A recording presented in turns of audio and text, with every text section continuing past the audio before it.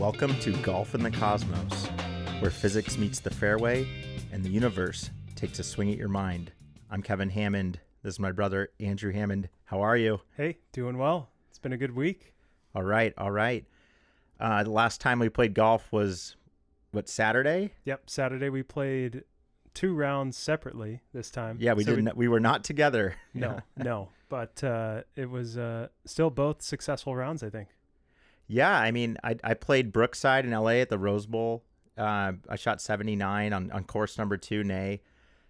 It felt great. I mean, I bogeyed the last 2 holes. I felt like I was going into the end knowing I was going to shoot 70s, so I let myself bogey the last 2 holes almost. Yeah, I guess it was kind of like you said, I only need bogeys, right? So you said, I'll just take the bogey and get out of here in 79, which I think is honestly one of your best rounds recently. It is, and I 3-putted the 18th hole, so I kind of was just like, I can 3-putt and still shoot 79, so then I did. Yeah. Dude, I mean, still, breaking 80 is a huge goal for so many people, and it makes it... But it was a par 70, though. I must caveat that. Still. So it was 9 over. That's still a positive. Yeah. It still seems like it probably was around your handicap, right? Yeah. I'm going to pause real quick. The hats came in, guys. You can see these hats here. You can pick them up, golfinthecosmos.com. Support the mission to lower the handicaps through the Cosmos. This is the way to do it, guys. We're wearing the Spaceman shirt, the Cosmos hats, Cosmos Golf, and then I think that's the sickest one, the mission patch. Yeah, I love it because it has a spaceman who on his shirt or whatever, on his suit, has the red, green, and yellow lights, which is just, I love that. Love that idea approaching when you're making a decision. It's like the spaceman's got you. Right. Yep, the Cosmos, blame the Cosmos and channel the Cosmos. But we're actually coming out with, I just saw the designs for the future missions. There's some new mission patches coming, but grab this hat right here, the Cosmos mission patch, golfinthecosmos.com, guys. Appreciate you all supporting. We really love the YouTube channel starting to pop a little bit, getting a lot of great comments. So we'll talk about those later. But what did you shot a nice score? Yeah, I shot even. So I think what I like to do at Costa Mesa, there's 2 18-hole courses, and I love playing them kind of back to back and thinking of it as a 36-hole tournament. So I got to shoot even par at Lagos, the par 72, and then I came out with even par at Mesa Linda with a birdie on 17 and a great, honestly crazy up and down on 18. That's awesome. A tough finish, but that birdie on 17, a tough par 3, brought me back to even, and I just have to par this, but I missed the green. Make a great up and down to save par to shoot even there. So through the 36 holes, even par, loved that. I was mentioning to you earlier how difficult it is to lower my handicap at that course, because at Mesa Linda, to lower my handicap, I would have had to shoot 5 under. And so, like, no matter how well I'm playing, shooting 5 under at any course is difficult because you got to make putts, got to hit greens and put yourself in the right spot. But really, I like playing that course because with the handicap, it's extra challenging. So the city championship, that it's in August. It was August 3rd was the finals of this year. The winner was -9 with a playoff. 2 guys were -9. Round 1, what does championship play? Mesa Linda. Mesa Linda. Okay, so 64. That makes sense. 64, then 69. Yep. On Lagos. So 3 under and then 6 under on day 1. Yeah. So I mean, even. I mean, honestly, that would have put you in top 15. The overall evens were tied for 15. Yeah. Tied for 15, I should say. That's fair. So and that's really that's kind of a good benchmark, right? Because I know that we sure want you to win this, to win the Costa Mesa City, because it's those exact 2 courses that you just said. Yeah. I mean, there are holes there that you go, if you don't birdie this, you're losing a stroke. But there are holes there that sometimes you you think you can birdie, but really it's just a par hole. Well, yeah, it's like don't bogey it. Yeah. I mean, because bogeying is losing a stroke and a half sometimes. Right. Yeah, I'm curious what those scorecards look like, but in reality, you're just birding every par 5 and then birding some of the shorter par 3s with a wedge in your hand. Yeah, I mean, I feel like, have you gone -6 before at Mesa Linda? I've gone -4 at Mesa Linda, which totally doable. You just can't make a mistake. I think even in that even round at Mesa Linda, I bogeyed hole 14, which is a par 5. I was in a decent spot off the tee, but tried to go for it and pulled it. And then I didn't have a great chance at even parring, so made a bogey there. So you bogeyed a par 5. I actually may have parred it, but it felt like a bogey. Yeah, yeah. No, I get what you're saying. I mean, if you didn't birdie every par 5, then it kind of feels like a miss. Yep. I bogeyed 11. That's what I was in the bunker, and it was the first bunker I'd been in a couple rounds. Yeah. And right. When you're in a bunker, even in a good lie, if you haven't hit one in a while, it's kind of a tricky shot. And no 3 putts, I don't think either, right? No 3 putts. Yeah. No, not in the most recent round, and I think I had one on Lagos. Got it. Yeah, I went. I ended up 3-putting once on the 18th hole, and then but I feel like I went like 20 or 30 holes without a 3-putt recently. And we'll pull up some stats later. We actually have our Grint stats ready, but I'm on like a hot streak of no 3-putts, or I was. Yeah. Where it was like felt like the longest. And now I kind of channel, I have a lot more respect for Freddie Jakobsen. 514 holes with no 3-putts. That's the world record, or I guess the pro record. But to not 3-putt in that many holes, I mean, I'm barely getting to maybe 20 or 30 as a personal best. Yeah. But I take that as a small win. Yeah. I think when we took a look at it, it was like up in the 41 or something. And I mean, yeah, anytime you go that many holes, you're just not losing strokes. Oh, you had like a 41 or 47 or something. Okay, right? Yeah, I think I had 47. Yeah, mine were in the 30s maybe, and that was like twice in my life. Yeah. Or something, Yeah, it's just you're not losing strokes, right? And when we talk about losing strokes, it's to the field, but really to your own handicap. But I think focusing on not 3-putting is so helpful for someone's score. Yeah. Because people 3-putt so much more than they realize if they really looked at it on paper. Well, because it feels like you're just tapping in this little 1-inch thing that you have left on. There's so much more planning, though, that goes into not 3-putting. Yeah. Like, I had to really tell myself every putt I was looking at, the way I did it was like telling myself, I'm not going to make this. Yeah. And on your first putt, right? Yeah. My first putt, I just, and usually it would be, the saying was, I don't birdie. I'm not going to birdie.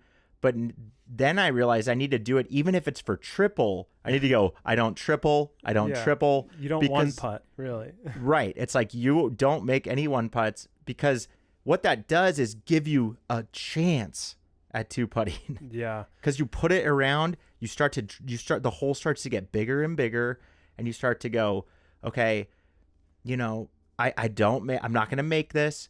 And it's like, it's so hard though, because when it's for double, you're going, I have to make this. Right. And that's what happened to me. That my 3-putt happened 2 times ago when it was for bogey. Right. So I 3-putted, I was going for bogey, and I go, dude, you're going to screw up your score. And so you have to make this bogey. Right. And then boom, triple. Wow. Just fucking smoked. Yeah. And you go from a double to a triple. Go from a single. Well, yeah, it's not like that was going to go in anyway. Yeah. I mean, the it should have 2-putted and been a double. Yeah. But I mean, planning ahead for the 2-putt is essentially making every putt a lag putt, which in my head, I have a different strategy for lag putts, which is just anything that I don't think I'm going to make. I beg to differ a little bit.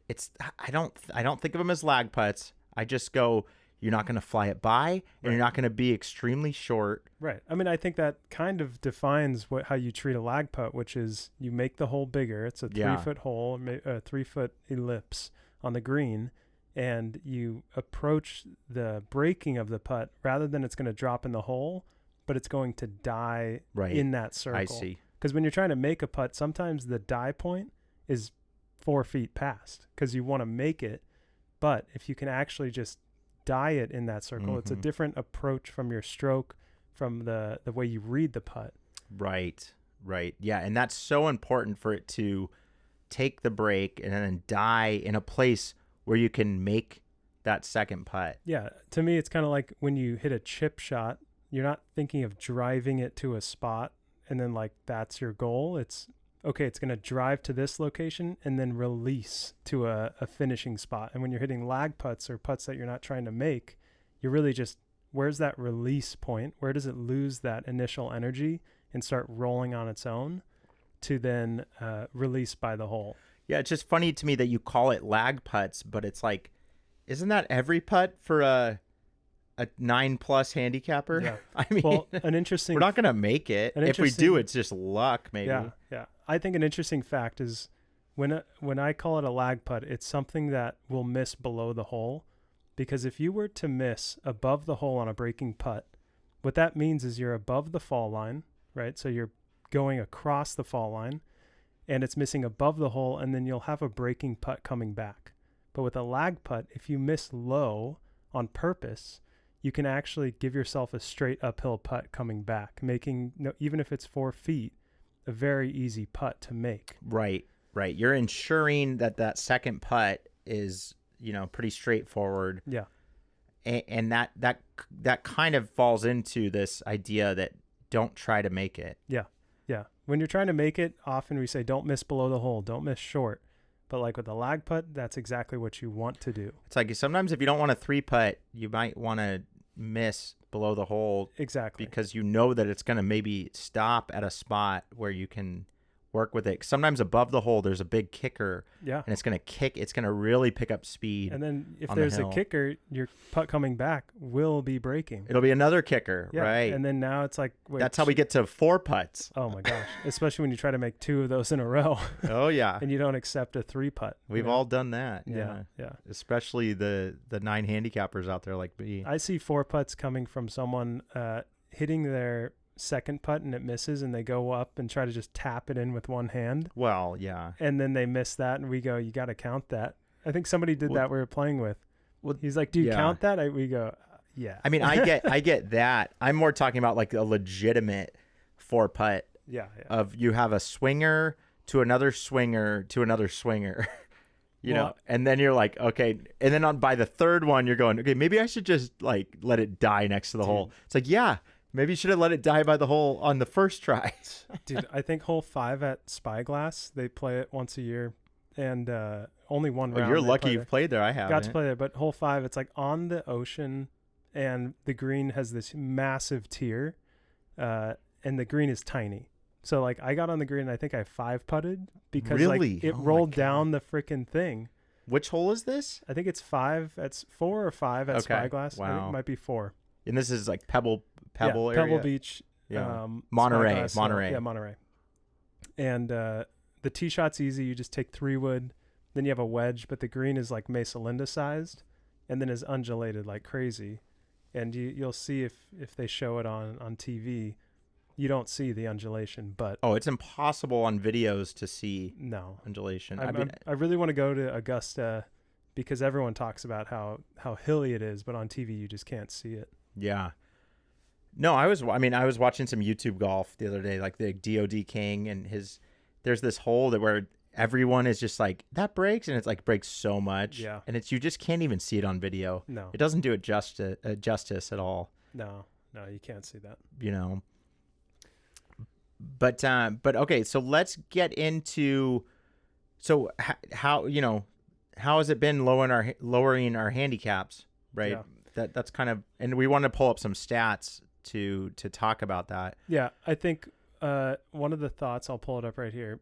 You can see here what you're looking at is the average scores over par by hole number. So this is literally hole number 1, 2, 3, and so on. Right, and this is because Andrew kind of is thinking that during the course of a 4 to 5 hour round, there's certain kind of swing ebbs and flows that are potentially, the data is showing it's consistent. Yeah, Yeah, it's showing here that the beginning of the round, let's bring my cursor in here. The beginning of the round has some ups and downs, so it's clearly showing that and this is all rounds, all of your this golf? is the last 2 years, since Last 2 years. 2024 Okay. January. So we're looking at 2 years. So lots of data And in he's here. a +2 handicap, right. for those listeners, that are trying to gauge, these type of numbers. But Yeah. so he's +2. Yeah. And so what I'm seeing here is that hole 1, I have a level of focus that comes from nerves, right? Like you have the nerves, but that also means focus. It means you care. And so that first So your hole, average is 0.1 over par. Yeah. So you typically will par the first hole. Yeah, typically 9 out par. of what that's saying is 9 out of 10 times. yeah, 9 out of 10 times I'll shoot just 0.1 over, or actually 100% of the time I'll shoot 0.1 over par. Right. So 9 out of 10 you'll shoot par. Yeah. 1 out of 10 you'll bogey. Bogey, or there's some birdies and bogeys. Right. In there. Right. Offset. Right. But on average. But for the most part, it's a pretty low number, and you see that's the lowest other than hole 16 that shows up here. So you shoot the 0.1 average is on hole 1, 5, 9, 10, and 11. That's interesting. Yep. 13 and then 16 is Yep. 0. Yep. So you literally average. And I feel like hole 16 at most courses are easy for some reason. Yeah, I think they're getting you ready, unless it's, I think the bear trap is like hole 15 through 17. I can't remember. But No, I think it's earlier than got those. it. It's like 12 through 14. Yeah, I mean, yeah. Amen Corner is 11 through 13. Yeah. I feel like just historically or bike course, for whatever reason, 16 is like a scoring hole. Yeah, it definitely is. I At a might be course wrong I on play that, a lot, but- which is Mesa Linda. No, I think that's a thing at a lot of courses. But I mean, not to downplay, but I'm just trying to find a statistical reason. Why is that your Right. lowest average? yeah, it all depends the courses you play. But I think you're right that in general, the 16th hole is kind of an easy one, so that 17 and 18 can play harder. Right. And obviously, every hole has a handicap, right? And do you know how the handicap works on a scorecard? You mean how it's like 1 through 18? Yeah, so there's 1 through 18, Yeah. but the front 9, and I might be mixing this up, but the front 9 has the odd numbers. So it has the first hardest, the third hardest, the fifth, seventh, and so on. Mm. And the back 9 has the even. So the back 9, you should never see a number 1 handicap. You'll see a number 2 handicap. But the reason they do that is because they have to equalize the 9s. And so this makes it so you have the 18 handicap on the back 9 and the 2 handicap on the back 9. But you have the number 1 handicap and the number 17 on the front 9. Yeah, I'm seeing the back 9 does not always have the number 1, but the USGA recommends odd numbered handicaps to be assigned to the front 9. Yeah. So yeah, you're right. So they do that to make it so on the front 9 you don't have a weird dot pattern compared to the back 9. I see. For handicap purposes. But given that, But let me add, like 17 is in a championship course. 17's typically a par 3. it feels like it, yeah. Well, no, it is. Yeah. It normally is. Yeah, I they mean, give you I feel par like there's 3, so many famous courses. They always do par 3 on and then, 17. and then a 4 or 5 at the end. Yeah, well, yeah, but 17's typically a par 3, and par 3s play the hardest. We'll go over averages in a bit, but Yeah, but you want to go to that? I mean, no. I mean, it's, I mean, we can take a look at least from a professional, the average score for a Tour Pro on a par 3 is 3.07.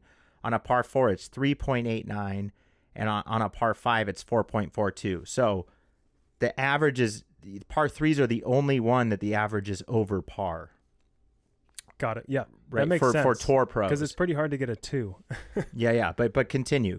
I just wanted to add that 17 tends to be A par 3. a par 3, and par 3s play the hardest for basically every golfer on earth. Yeah. So, But anyways, the general trend that I've been noticing in my game is that when I get to 12 through 15, but really 12 through 14, my scoring average is a bit higher as of late, especially. And I think what that comes down to is trying to be aggressive because they give you the opportunity on those holes. it's just interesting because this data is almost showing that your fronts would be higher, with the 0.3, 0.3, 0.3. I think it is showing that. It's showing that the total of the front nine is a higher scoring average. I see. Yeah. But the back nine, I get some strokes back, or I, gain some strokes for some reason. But ultimately, it's really just, to me, about the little pockets. Because to me, the fatigue hits in at 12, not only physical but mental. And there's this sense of confidence. If your front nine went well, or almost doesn't matter, you have to you feel like you need to gain strokes back. So let's change the date range to like last 6 months or something. Well, let's do last 20 rounds. That's a quick. Yeah. So last 20 rounds, you can see there's a little bit better of golf, I guess. No, do the date range though, because we need to offset. Okay. So you're thinking that one Grant mistake. Let's do this summer pretty much. So pretty much May 1st until to date. No, but take out that one round on the Grant where it posted three times. We have a mistake on his Grant that we have to fix. There we go. That's out now. Yeah. I don't know. I'm just arguing that it's interesting that you think that you do worse on the back nine, but this data is not necessarily showing that. Yeah. No, it's definitely showing that on the front nine. I think I have this feeling that during the first 6 holes, I have a very even keel mental attitude and approach to the game where I'm just hitting shots. And then it's that 7, 8, 9 that I do feel the fatigue is just edging in. And if I didn't eat or drink enough water, that it starts to fall apart. But clearly the turn looks pretty healthy. Yeah, I mean, look at like 1, 9, 10, and 11. It's so interesting how you go under on 10. Yep. So it's almost like you have all this momentum. And I've watched you play a lot of golf, and to me, it's like it's like you do something good, and then you just like you should see more of like a down, down, down. Right. But a lot of this is one hole's good, next hole. Hole. You start to compound, Yeah. Yeah. It does look like a wave kind of, right? I mean, if we take a broad stroke at it, the first hole clearly in that last 2 years shows I par the first hole because I'm being very careful. Second through fourth hole. Your third seems to be an issue consistently. Right. Showing a 0.3 I don't know if it's frustration or... Well, I think, I don't know, maybe the third hole is harder at a lot of courses, but... I think you got to think about that. That's true. But this is showing a clear wave on the front nine where open up clean, second, third, fourth hole, lose a couple strokes, pick it back up, maybe because I just bogeyed, and then 7, 8, 9, struggling, goes back down for 9 through 11, and then goes back up in that section, which I'm confident there's a problem of because you're saying 14, the fact that I'm saying 12 through 14 is a problem. Yes, the beginning, but I don't think you can do too much at the beginning of the round to fix things. You're playing your game. Yeah. But the back nine, you should know what the game is. You should know how you're swinging, how you're hitting shots. You should know what decisions you can make. What's a red light, green light, yellow light. Yeah. But I'm making the wrong decision by thinking everything's a green light. And I'm making bogeys on 12 through 14 and 15 here. Yeah. Yeah. Okay, let's jump to the streaks, like double bogey streaks. Is this 3-putt free? I could do double bogey here. Yeah, I think this is really interesting for someone who's +2. I mean, I feel like this is what sets you apart from a player like me or other higher handicaps. I mean, 71 holes without a double bogey. I mean, that's impressive. That was from May 22nd to June 4th. So I definitely played a lot of golf then. 3.94 rounds, so about 4 rounds, with no double. I mean, I think I remember that being like a moment where I wasn't really mishitting things. And so that's really where a double comes from, is when you think you're going to hit a good shot and you like actually shank it or it goes OB. That just wasn't happening during those 2 weeks or so. Just playing a ton of golf, prepping for summer. And for comparison, I mean, 71 holes. The highest I have is 14. Wow. That's crazy. Yeah, I mean that's just the difference between an 8 to 10 handicap and a 0 to +2. So the most holes I've had without a double is 4. I mean that blows my mind. Yeah, I find that hard to believe because I feel like I've gone a whole round without doubling now, but maybe it just connects them. I mean, I actually it's consecutive. So yeah, even if you went, Oh, I'm sorry. This is my last 20. Okay, I'm gonna go to all okay. scores because I was like, what the hell? Okay, 21, 30, but only twice in my Grint career. Wow. Yeah. So I mean, I just double. You make a double.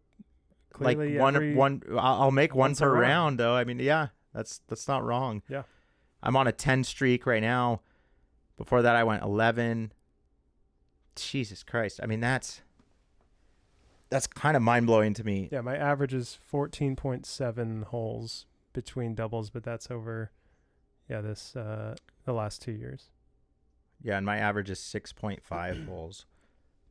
Wow. So, I mean, all of this to say that like the double trend clearly back here in beginning of January 2024, it was not. I was not playing as good of golf, right? And then it's been clearly increasing. And I've noticed, you're right, you have played a lot better recently, due to the Cosmos. Right. No, jump to average scores by par because I think that one's interesting. So we talked about the professional score. For professionals, the average Tour Pro score on par 3s is 3.07. On par 4s, it's 3.89, so it's under par. On par 5s, it's 4.42. Okay. For a scratch golfer, the par 3s is 3.16. A par 4 for a scratch golfer is 4.09. And then on the par 5, it's 4.76. And I'm just going to jump to a 10 handicap here. The average score on a par 3 is a 3.6.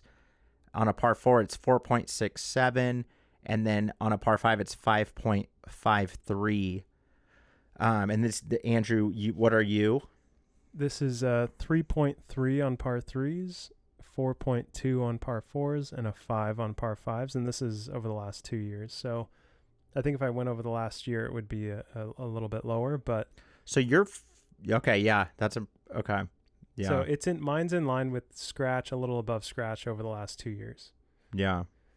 Yeah, and I mean these numbers are all coming from different kind of slightly different places. Mm-hmm. But just to compare maybe me and you're a 3.3 on par 3s, I'm a 3.9. You're a 4.2 on par 4s, I'm an average of 5. So that's crazy. I will average bogey on every par 4.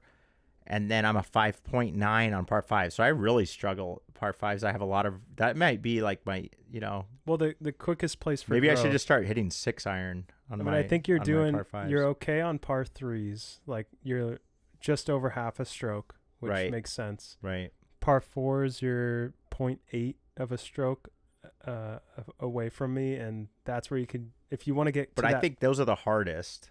They can in be a hard sense. because they require more strategy off the tee. Right. But then on par 5s, what were you, 5.9? So you're almost a whole stroke behind me on par 5s. Which And that's the one the pros, though, are 4 point, I'm like 0.6 of a stroke off on that. And so... you might have the wrong strategy, too, on par 5. Well, I think if I were to reduce this to the last 6 months, it might... Do it. Let's see. Yeah, because we can tell that you've been playing better this last year, versus 2 years ago. 4.9.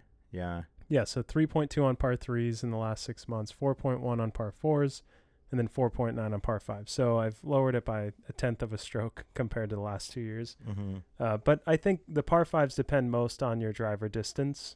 And I think we've seen, I'm around 300. I don't know. It all depends on your altitude and things. Right. But I'd say you're probably 15% shorter off the tee than me. And so like that's going to affect your par 5 ability. But what your number of 5.9 shows me is that, hey man, play it as a 3-shot hole. You should almost never go That's for what it. I'm saying. That's what I'm saying. Yeah, we can take that off the screen now. Yep. I think we've showed that enough. I completely agree. When and I'm like saying this, just realizing it right now as we speak, but like Jesus, if my average is that much higher than not only yours but the pros and basically higher on average and generally speaking, I must be playing the par fives wrong by getting into trouble, you know. Yeah. Usually the par fives greens aren't that hard. Like the courses we play a lot, the greens aren't the problem. It's how do you get to the green in 3 shots? Well, I'll tell you what the problem is. I'm going 3-wood and I'm getting myself in trouble because it's like I can't hit that, and I'm hitting it off lies that shouldn't be hit from. Right. Yeah, it's like and this kind of goes to what's your best approach shot that you can practice on a range? Because if you can just practice that approach shot, you can just say, I'm just going to put myself within 20 yards of that distance and then you can attack the pin from your best shot. Yeah. Yeah. Which gets you closer to the hole, which reduces. So everyone always says that to like put yourself at 100 yards. I have a hard time like believing it. Well, no, gunning it and figuring out like how to get to that number, because then it's like, oh, it's in a bunker. Like it's like there's so many other things that people just try to, I've tried that where you try to focus on get it to this number, but then it's like, dude, that's not where the widest part of the fairway is. Like you need like a few options. I think the mistake is people go, okay, I only need a 9-iron. Okay, I guess I'll hit a 9-iron to my spot, but I think you should always have a 7-iron in your hand on your second shot and go, I'm going to only hit this 130 yards. I see. Like I'm going to take the club that I know I can hit out of any lie and put it in my spot rather than think a number is a club. Yeah. Because when you think number equals club, you limit yourself from hitting different shots. And there's this Tiger video, or I don't know who it was, but it was like you should be able to hit your 7-iron between 125 and 170 yards.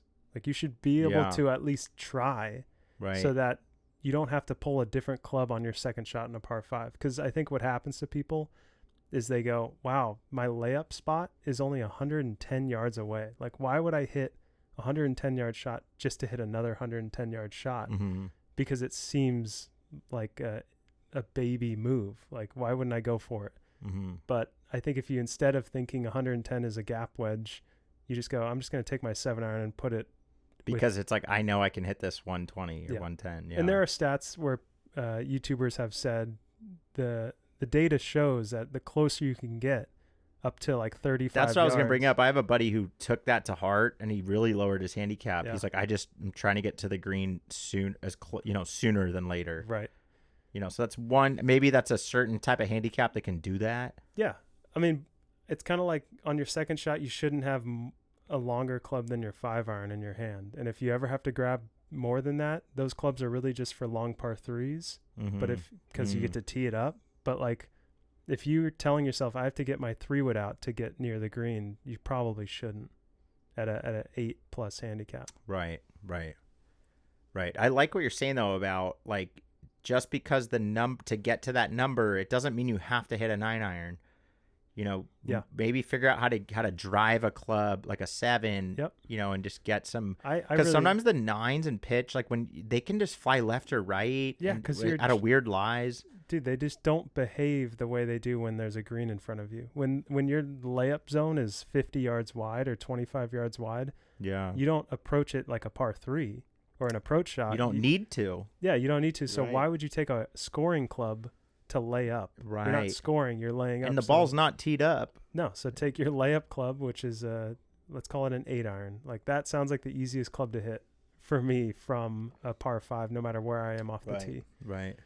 So I think that could be something you could try in order to put yourself at that wedge distance that you know you can hit, especially on the day of. Let's say you've played a few holes already. You know what wedge feels good in your hand. It's like, okay, let's get it there, but don't think number. Got it. I like that. Equals club. Think number is the distance I'm trying to hit. Yeah. No, and just from my round on the weekend, it's like a lot of the holes that the reason I shot, that I went higher was like off the tee. I like I didn't need to go driver and I went driver and I screwed it up. It's like my odds of hitting the driver well is like, it's not even 70%. Right. But man, when I hit it good, it's like amazing and I shoot great. But when I miss, if there's like a tree there or like an OB or something, it's like there's a good chance I'm hitting that. But then if I can go 5 wood, I'm much better off. Yeah. And it's hard for me to decide when I should, put the gas on or hit the 5 wood. And part of me is like, I could shoot 79 with keeping my driver in the car. Yeah. Because of the mistakes that it causes. I think I've done that once where I actually left the driver in the car because it was causing me trouble, and I was puring my 3-wood, and it goes far enough compared to the average golfer, and I was like, well, I'll just hit this, and I think well, put it this way, if the driver's not taking you low enough, then it's like, what's the point? Yeah, the driver is a tool just like any other club, right? And there's not much value in just pulling. People pull it up on every tee. I feel like it's overused. It's very overused because it's the max distance club, and you think closer to the hole equals lower scores. There's wind like into you. Sometimes it's not. No, I've hit it perfect where it feels perfect, and it's like my other guy goes like 2-iron, and it like went the same because there was wind. Yeah, it's there's lots of things that control your decision, but when you're on that tee box, you have to put a good swing behind the club you have in your hand, whether it's a driver, a wood, or an iron. Yeah. So like, there's not much you can do about that feeling of, I don't know what club to hit. It's just kind of, you look at the hazards that are in your danger zone, or the dangers that are in your length of the shot, like an arc, right? Because like we talked about missing short right, long left.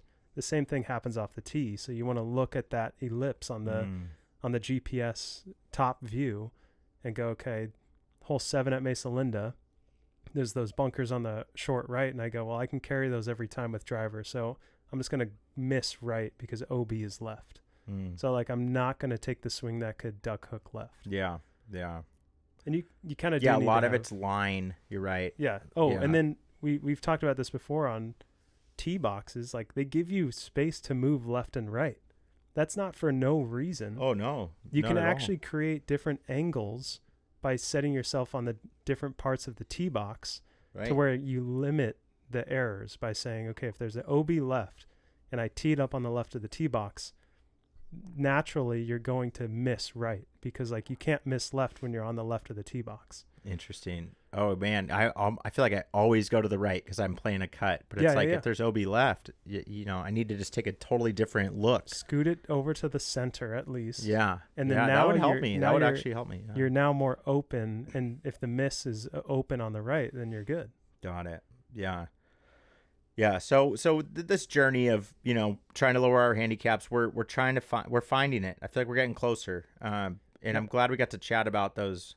Our rounds. We both played some pretty good golf coming off the last pod. Yeah. So we'll see where this week takes us. I'd say where I'm at is a consistent level of performance, shooting even 2 days, pretty much 2 days in a row. And that's what I'm trying to be at during this kind of off season month or two, where it's like not too many tournaments available to play.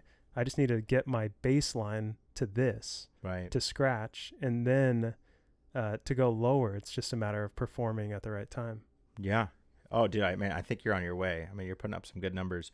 So, change gears here slightly, but we started a YouTube series called Can Parbeh Par.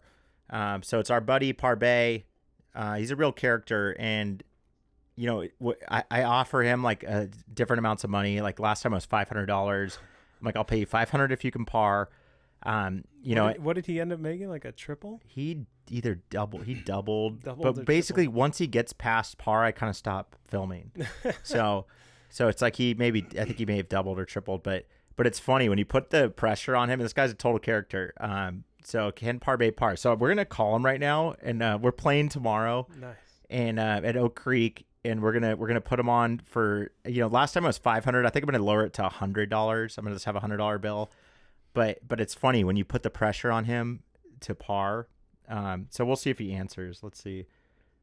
But man, it's a real let's see. How we doing? Is this Parbeh? This is him. Parbeh, you're on Golf with the Cosmos. What's up, man? Hey, hello to the whole world, the whole galaxy. Yes, sir. we just wanted to see how you're feeling about can Parbeh Par tomorrow. Parbeh can most definitely par tomorrow. I'm pulling up, heading out of work, meeting you guys. I don't know on what hole, and I'm gonna pull up and par that first hole, man. I'm gonna show you guys that you can just pull up and golf. Doesn't matter where you are. You can be in Hawaii on vacation, barefoot. You could be in the backyard, you know. You could be on a golf course, man. I'm gonna get out there. That's right. Yeah. No, I understand you're gonna pull up on like hole 5 or 6 when you get off, and then the first par 3 we hit, I'm gonna offer you cash. So, where's your swing at? Like, how's it been feeling? I mean, hey, we had a good round last week. I shot a legit 88. I think we had several pars. I choked it when you put the pressure on. So right now it's all about, can I actually get in the zone when it counts, right? Camera's on, pressure's rolling. I'm not going to lie. I felt it, man. It's there. And, hey, and I was thinking, like, how do these guys make putts that are going to make a $300,000 difference in their paycheck on the 18th hole, So it's something to think about. I'd love to hear you guys' take on it. Yeah, I mean, I wish I had the answer to that. But no, it is funny. I mean, you're a character, man. I mean, that last video kind of blew up. So we're starting a whole series around it. Can Parbeh Par? No, I'm ready. I'm hot and ready, like garlic bread and spaghetti, man. I'm here, man. I love it. Parbeh, the people want more of you, man. So we're looking forward to putting the money up for you to to try to par. I'm a man of the people. I'm every man. I'm right here, man.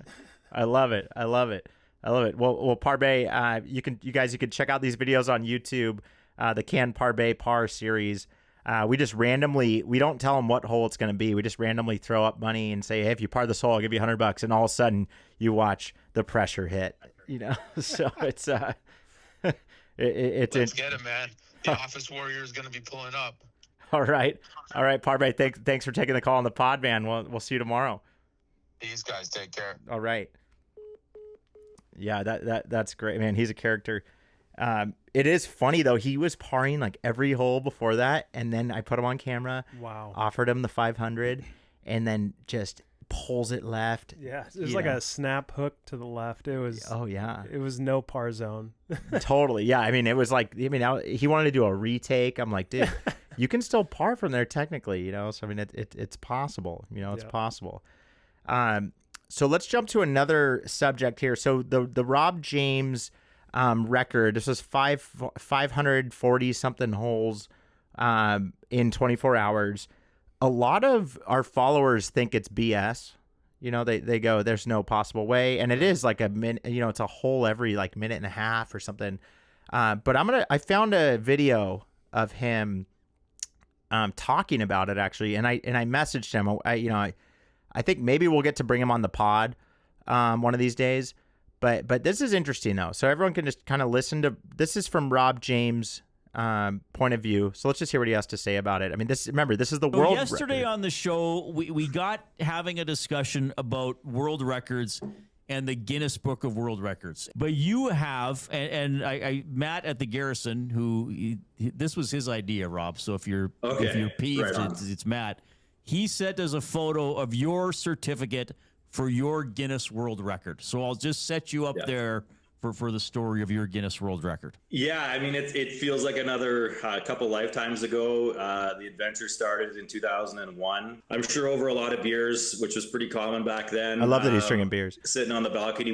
The conversation just came up. I wonder how many holes you could play if you had the golf course to yourself. Next thing I know, I'm Googling it, or whatever you did back in 2001. I had to figure out like who has the record for the most holes of golf.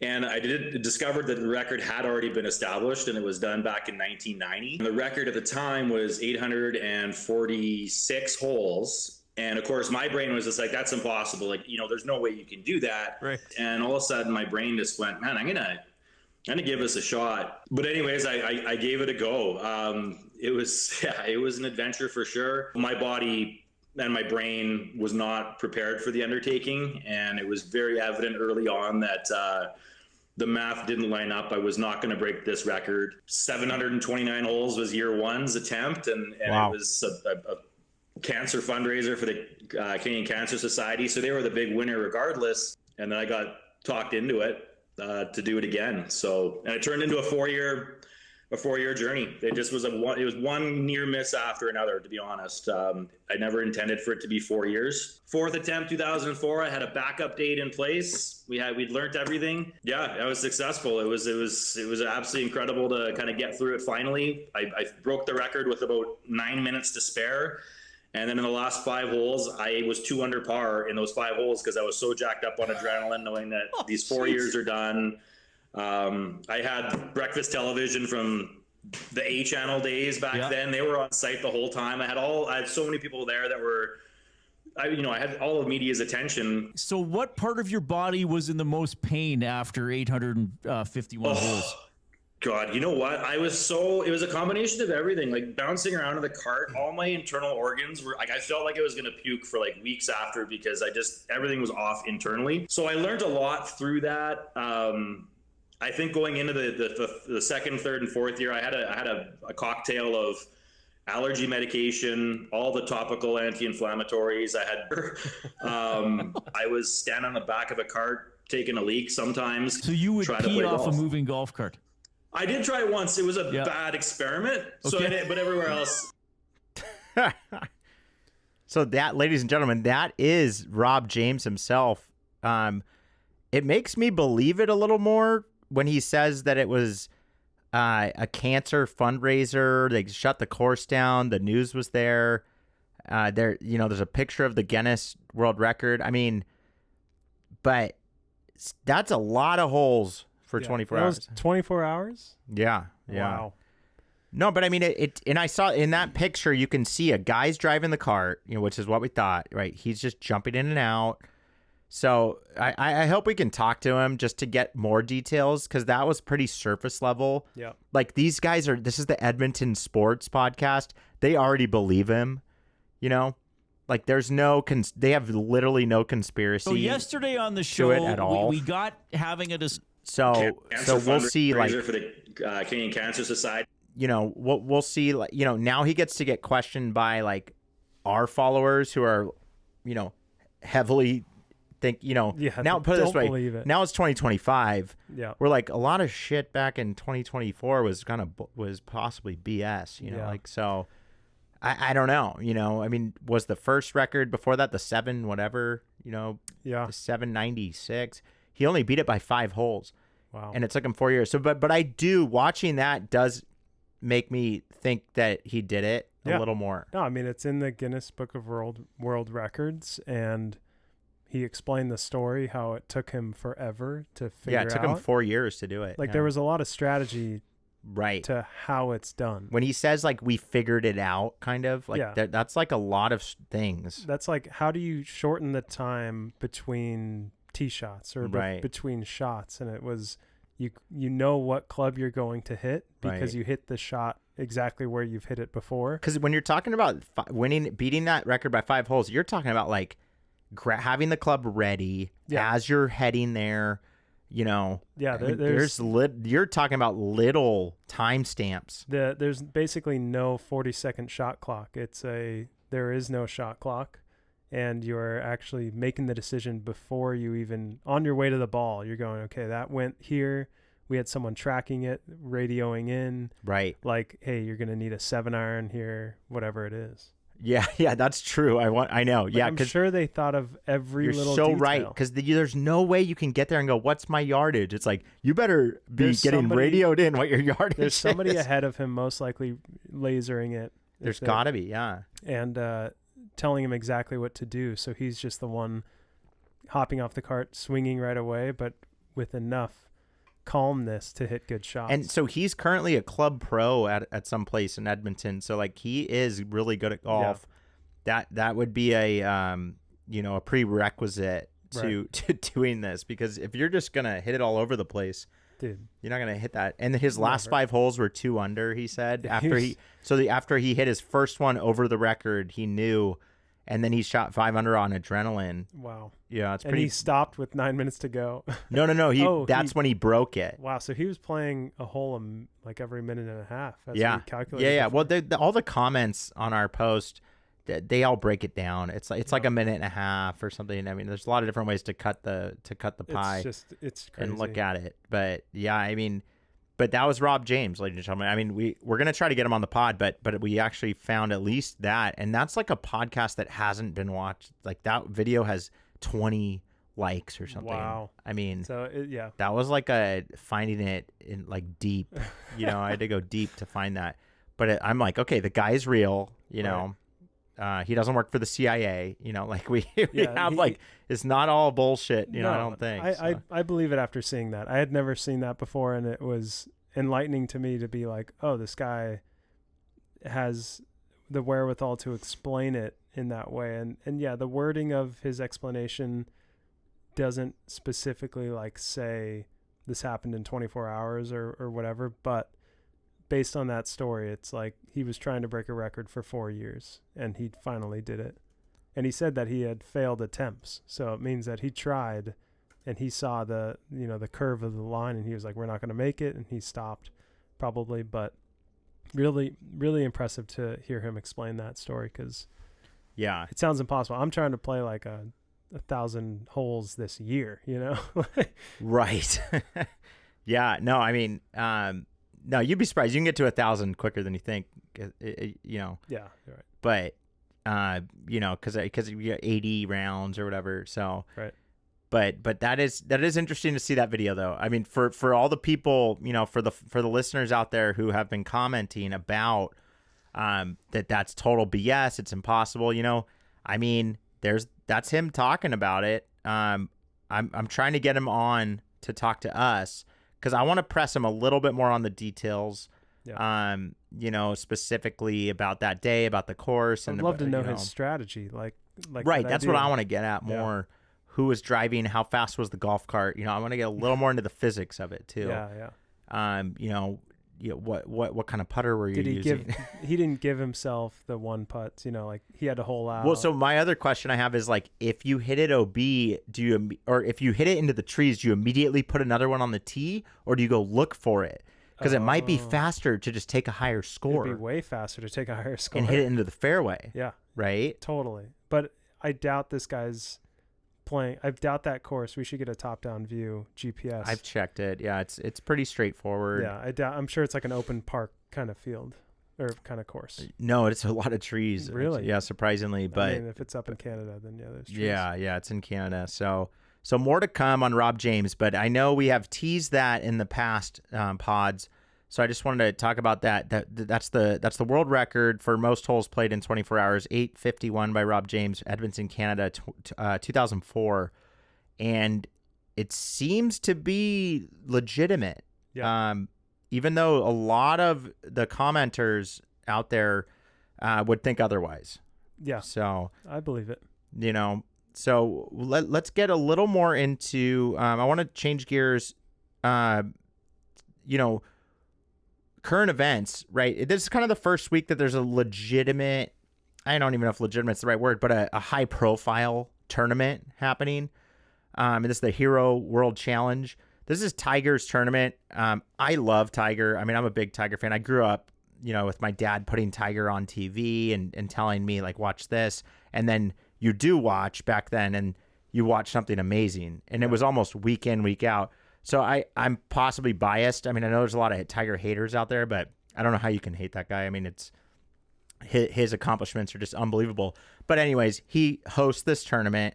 He's not playing, unfortunately. Anytime Tiger plays, I usually wake up and I'll tune in. But there's some good storylines, on current events for this one. Scotty Scheffler won the last 2 years, the Hero World Challenge. Look, there's only like 30 people in the tournament. Like 20 or 30 people. This is in like the Bahamas. Oh, okay. Got it. Yeah. It's at like a course that Tiger, and he's good friends with the Hero, is the motorcycle company. He's good friends with the owner of that. So it's a big money thing. I mean, obviously, but all the top OWGR people show up. Wow. That's how they pick it, is based on that. So Scheffler's, some of the storylines. This is from the PGA Tour. Website. They have an article. I'm like, these are the top storylines. But Scheffler's testing again. He has his new driver, and he used the QI35 last year. Now he has the new, the QI4D. Side note, I have the QI35 Max, which is Max MOI. Yeah. But right. so it's not the one Scotty's in, but I do like these drivers recently. But so he's testing out new equipment. He is tied for the lead. This is day one. So we're recording this on Thursday. I don't know when you all might be listening to this on a different day, but day one, it sure looks like Scotty's going to win. He's tied for -6 with 4 other people: Batia, Straka, Clark, and JJ Spawn. That's nice to see JJ Spawn up there. Wow. But again, Scheffler is tied for the lead on day one, so I mean he could just pull away with this, and he's won the last 2 years. I kind of wish I put money on him this morning. Yeah, I'm sure the odds weren't good though. Yeah, but still, it's like it still pays. Yeah. In golf, a favorite. It's always a plus. In golf, a favorite still does pay. Like it'll at least double your money. Yeah. But I know what you mean. Like it's not. But he's starting to get to that Tiger place where he wants to be that. And there was some videos of like him giving respect for Tiger in a press conference, then Tiger giving respect for him in a press conference. It's almost like they are morphing into one. Well, it's like we all want another Tiger. Right. And I think we're all okay with Scotty being that. I think there was something about Tiger where it was this, we called it the Tiger mentality of like, I'm going to beat everyone and I don't care about it. And I really care about beating people. But Scotty's attitude has always been, I'm just here playing good golf and I love being here, but like whatever. Yeah. And I think that comes from Rory being like, hey man, this is just golf. Like it's been a modern attitude of competitors in golf. Those guys have certainly different backgrounds. Yeah, but they all have this modern attitude of like we're blessed to be here, but like winning is great, but it's not the end of the world if I don't win. Where Tiger felt like it wasn't. Scotty can say that all day, but the numbers he's putting up is making him into a Tiger-esque type of category. And that's what the people want. Yeah. And so I think it's this cosmos. It doesn't really matter what he says. Well, I it's think just what he does. I think all of these top players have this hidden cosmos theory in their mind where they're portraying some image, but in their head, they're just putting it up to the cosmos and saying all of this is just because of because of whatever they believe in. But in reality, like they're working as hard as they can to win everything they can. They're putting in the work, but they often portray an image of not caring. Listen, man, I mean, I don't even know if these guys need the cosmos anymore at this point, but I guarantee you they do, dude. No, but I know what you're saying. But they are so well guarded at what are they actually thinking. Yeah. And they put up this kind of, facade. Yeah. At this point, but they're just like, they know they're so damn good. They feel it so good. Yeah. And then when they're on fire, they can just play so good. And it's just interesting because the next storyline is Jordan Spieth's return. This is a guy that felt like for a time he had it. Yeah. And then they lose it. So it's like that. I think that's really what the question with Scotty is. Can he, even Scotty says in his interview about Tiger, most of the time Tiger teed it up, he was top of the world. Like, and that's a true fact. Yeah. Most of the time Tiger teed it up, he was number one in the world. Like he had the longest streak of number one in the world. So it's like, is this just a blip, with Scotty, or can he actually continue it? And like, that's where, I don't know if it's mental toughness or how do you keep that going? I do think the Live Tour took away some of the competition. For sure. So I really do think that Scotty might not be in his position if Live didn't exist. Interesting. Because you had John Rahm, who was really charging up the charts. He was world number one. Then he got offered the cash. And then he left the PGA Tour. And then obviously you don't get points for Live And I Tour feel like events. a lot of the Europeans were much more open. Like they didn't have as much against Saudi Arabia. Of course. They're just like, oh, what's up? Yeah, you want cash? The Sweet. U.S. PGA is owned by the United States. Like it's only in the U.S. And right, so, and we have a real problem with Jamal Khashoggi. Like that is what's kind of springboarded issues with Saudi Arabia and the fact that they're backing Live. Yeah. I mean, that no one can deny that was what was behind a lot of this, Yeah. anti-live Yeah. stuff. And I'm not saying I agree or disagree. I'm just saying that is what it is. And the Europeans didn't care as much. No. And I think Brandel Chambly has on Twitter, on X, he portrays his point of view very clearly. And it's like the Saudis are bad people, whatever he says. And Yeah, but I'll tell you one thing. That's fading.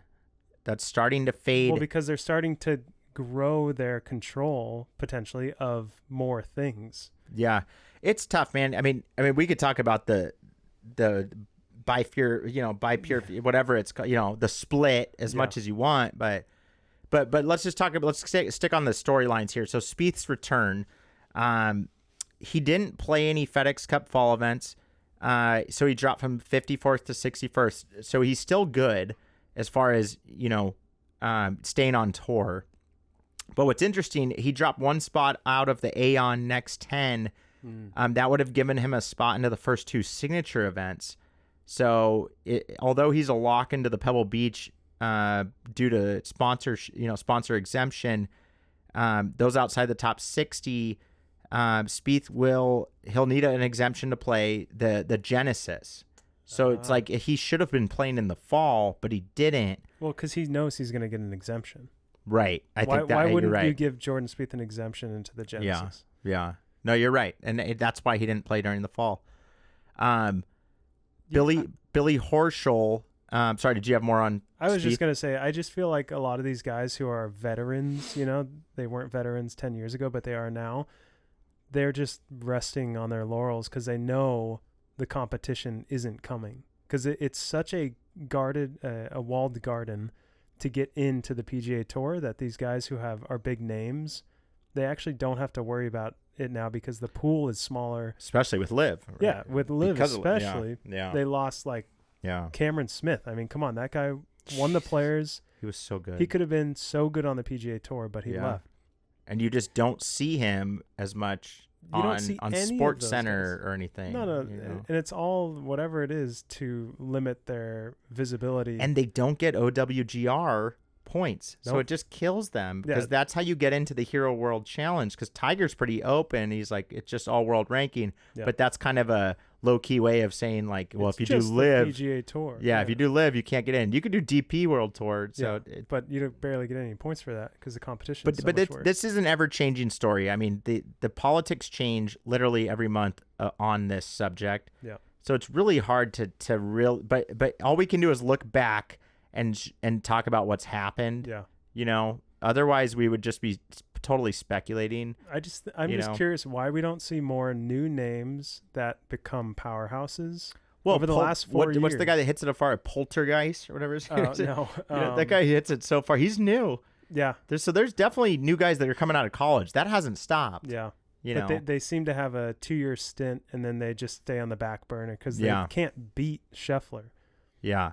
Scheffler's too good. That's true. Billy Horschel might be the only golfer seriously sweating his result. It's filled by because of the OWGR. It rarely goes past 35. He's an exception. The American player is playing on a sponsor exemption. He had a hip injury that sidelined him, but that injury did keep him out of more. He was out for 5 months, dropped him to 33rd. When he returned to the DP World Tour, he ended up 45th in the rankings. So why is that important? The top 50 players at the end of the year will earn. So the top 50, and remember, we're almost at the end of the year here, right? So the top 50 players will earn an exemption into the Masters. The top 50 OWGR. That's why OWGR is so important, because you get to go to Augusta, baby. Yeah. Like that's everyone's life goal. You get to go to a major, and really all the majors are the top. No, but it's not just a major; it's Augusta, baby. Yeah. I mean, let's be honest. I mean, it's really all about going to the Masters. Yeah, who doesn't want to be there, man? And he's not yet exempt through any other pathway. Securing that start would go a long way for him. So if he can do well at the Hero, he will break top 50 and get an exemption. Right, exactly. So let's see what he shot today. -1. Tied for 14th, middle of the pack. Not bad for day one. Do we know what he has to get to get the amount of No, points? there's not enough. There's not enough info on that. I mean, I would have to do some major math. But I'll tell you one thing: there's only 20 people in this tournament. Oh shit! So he's got to get top 10.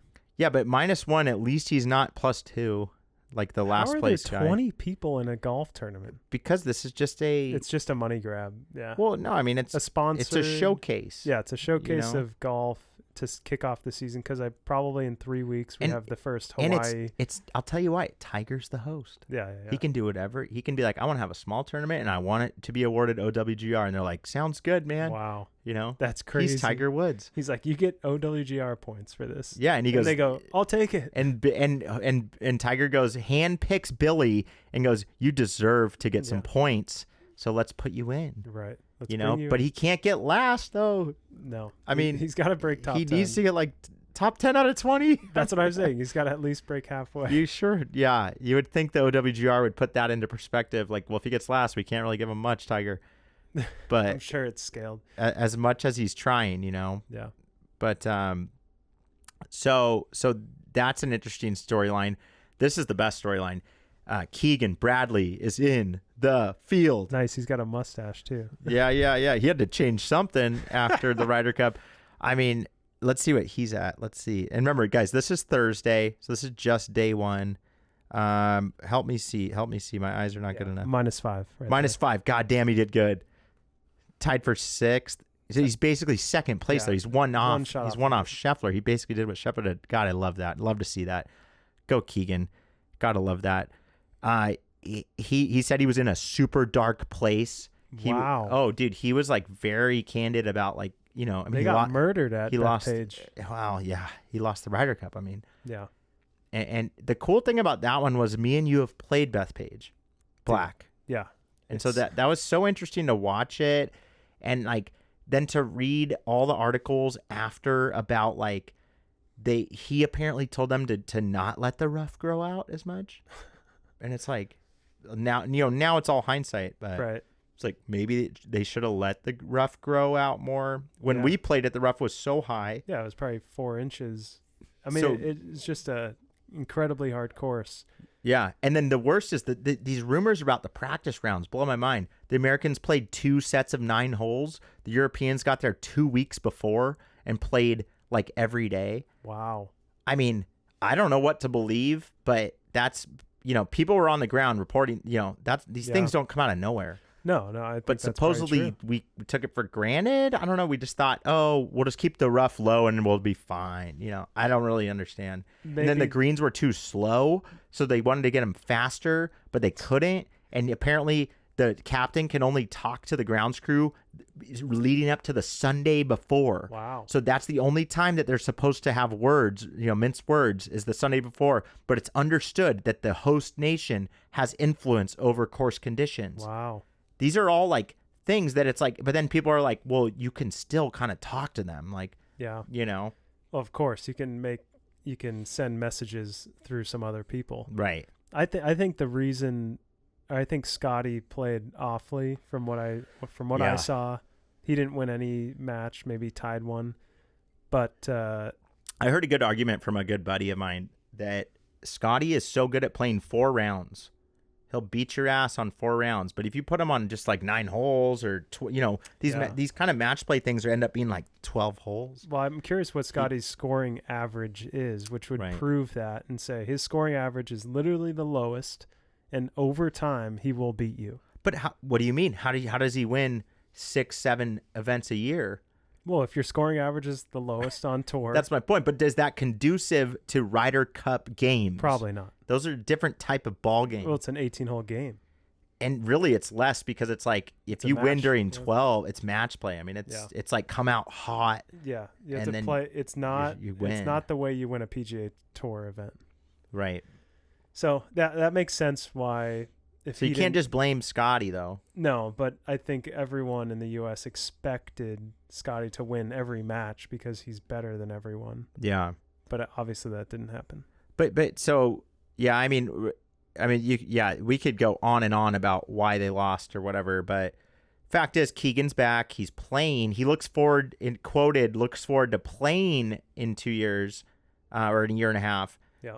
So he's not, you never rehire the losing captain. So it's going to be a new captain.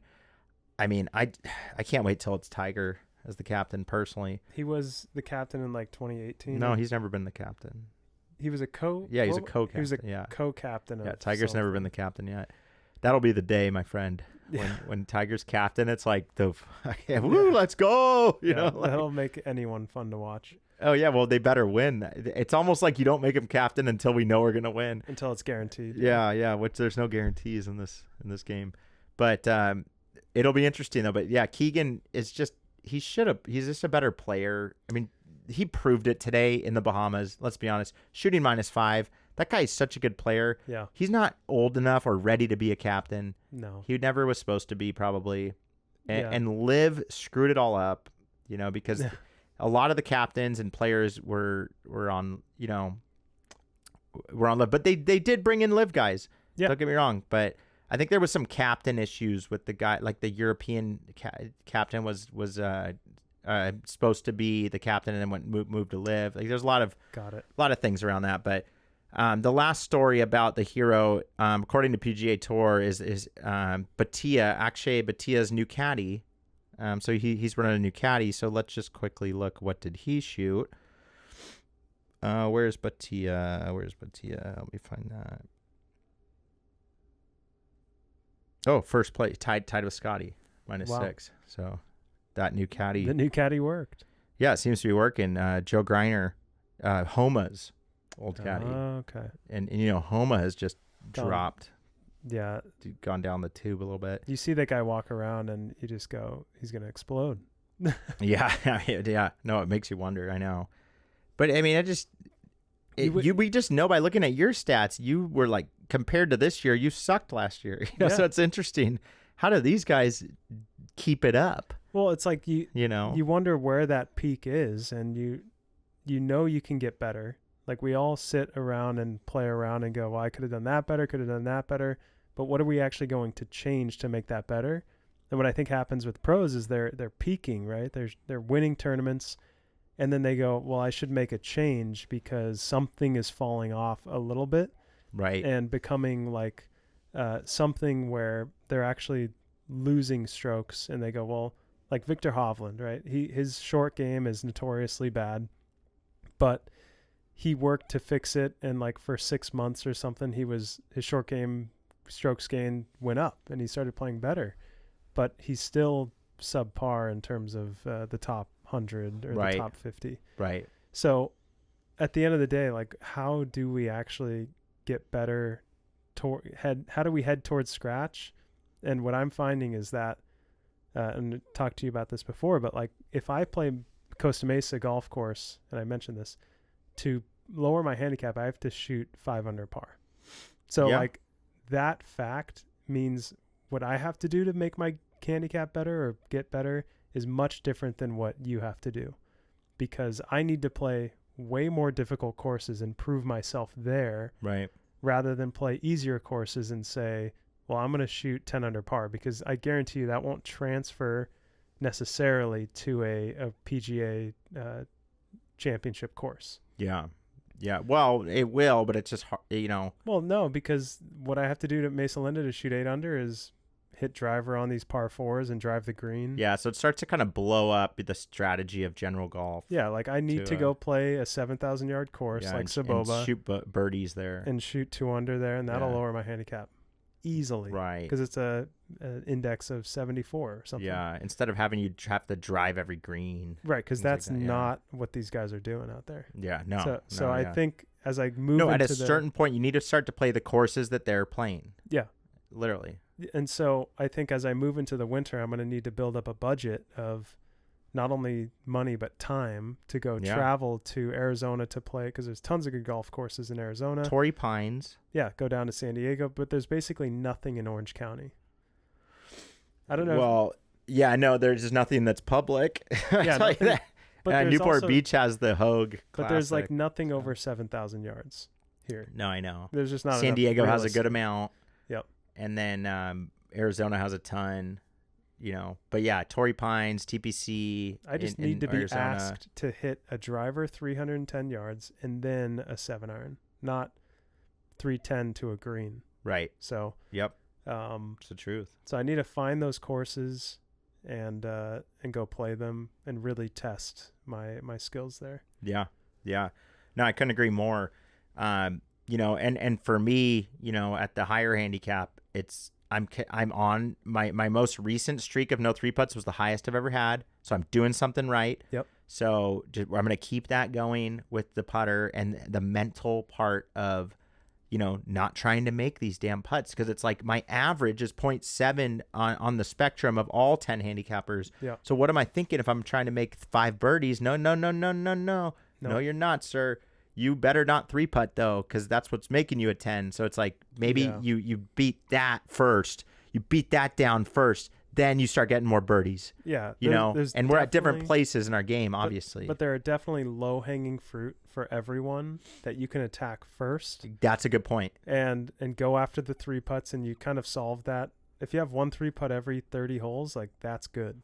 Yeah, then you're attacking that low-hanging fruit. But yeah, check out everyone out there. Look at these averages on 3-putts. Look at the averages on par, on what, you know, on a par 3, what the average is per your handicap, what the par 4 handicap averages, par 5 averages per your handicap, and start strategizing around that and going, what do I think, you know, let's not plan around that average more, because guess what? If you don't, what brings an average up is going higher than the average. Way higher. And it's much easier to go way higher than the average than a little bit lower. Yeah. Like it's about the same difficulty. Exactly. So a lot of these decisions we're making on the course are trying to go lower than the average. And it's like, let's just try to aim at that average or not so high above it, you know? Yeah. And it's like, it just makes you go, maybe I should bogey this hole from the tee box.